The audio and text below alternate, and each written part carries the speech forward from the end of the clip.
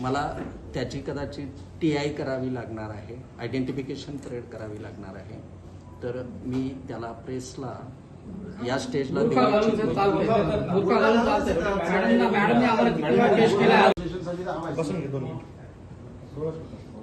नाही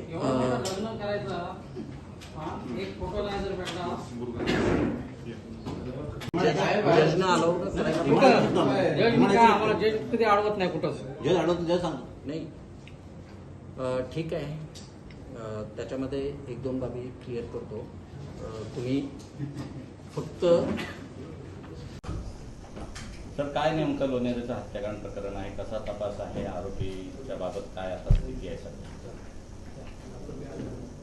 लोणेरेला ओंकार लॉजमध्ये एका महिलेची निर्गुण हत्या केली गेलेली होती. त्या हत्येचा आरोपी अनीस मालदार याला पोलीस गुन्हा दाखल झाल्यापासून शोधत होते.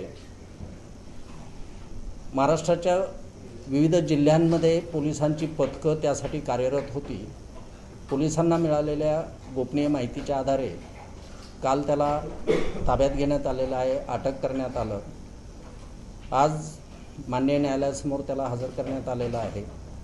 माननीय न्यायालयानं त्याला 30 एप्रिलपर्यंतची पोलीस कस्टडी दिलेली आहे. त्याचे इंट्रोगेशन्स केल्यानंतर तपासातला पुढचा प्रगती जो आहे किंवा फॅक्ट्स ज्या आहेत त्या उजेडात येणार आहेत.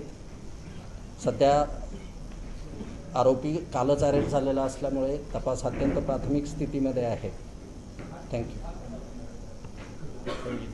तपास पथकं साधारणतः किती मार्गावरती होती आणि कशा पद्धतीने कोणत्या ठिकाणी रायगडच्या पोलिसांनी त्याला जेरबंद केलं? 8 ते 9 तपास पथकं रत्नागिरी जिल्ह्यामध्ये ठाण्याला, मुंबईला, नवी मुंबईला आरोपीचा शोध घेत होती. त्याला ठाण्यामधनं ताब्यात घेण्यात आलेलं आहे, अटक करण्यात आलेलं आहे. सर आरोपीची आणि पीडितेची नेमकी ओळख कशा पद्धतीने होती? मला आरोपीला इंट्रोगेट करू द्यात. राईट, तेवढा पुरेसा वेळ नाही भेटलेला. आपण न्यायालयाकडे किती दिवसांची पोलीस कोठडी मागितली होती? 7 दिवसांची पोलीस कोठडी मागितलेली होती. न्यायालयानं सध्याची 30 तारखेपर्यंतची पोलीस कोठडी दिलेली आहे. सर मर्डर केस को लेकर आज प्रेस है, क्या बताएंगे किस प्रकार मर्डर का मामला जो है सामने आया था, किस प्रकार उसका तपास